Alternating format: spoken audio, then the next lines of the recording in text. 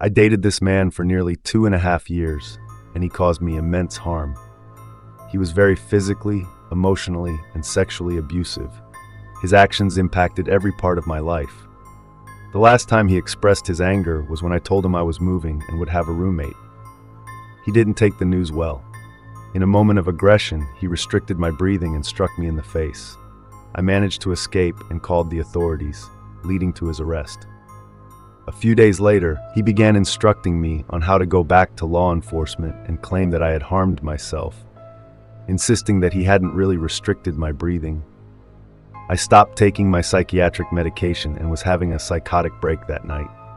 At the first hearing, I recounted the falsehoods my ex had encouraged me to share.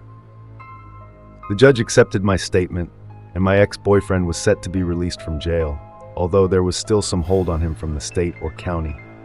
Before his release, I regained some clarity and returned to law enforcement to share the truth again. This led to another hearing being scheduled, and my ex was likely notified of the reasons behind it. He was a gang member, though I won't say which one. By this time, I had moved into my new house with my roommate. However, before his arrest, he inquired about my new address, and I mistakenly revealed the street corner where the house was located. My roommate's boyfriend at the time was also affiliated with a gang. Yes, we were really involved with some questionable individuals. One morning around 6 a.m., my roommate and her boyfriend were sitting in the driveway in her car with the lights off while I was inside the house asleep. A car pulled up in front of my house, blocking the driveway, preventing them from leaving. We're still unsure if the people in the car knew they were there. After a few minutes, a man got out of the passenger seat and began walking up the driveway toward my porch. Luckily, my roommate's boyfriend had a firearm. He saw the man approaching, exited the car, and displayed his firearm.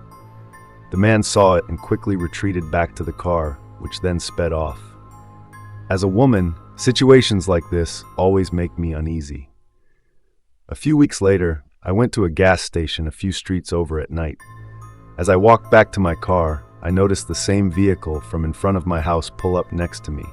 A man began yelling something, but I couldn't understand what he was saying. I just yelled back to leave me alone, thinking I was being catcalled. When I attempted to leave the gas station, I noticed his car blocking the exit. I took a different route and noticed he was following me. I panicked, sped up, and made an impulsive turn that threw him off my trail. Another day, I returned home and noticed the dining room window had been tampered with from the outside. The screen had been removed, and it was difficult to pull off. It would have taken a significant amount of effort to do that. Later, my roommate's boyfriend and his friend saw two men peeking through our dining room window. They noticed my roommate's boyfriend and quickly fled when he yelled at them.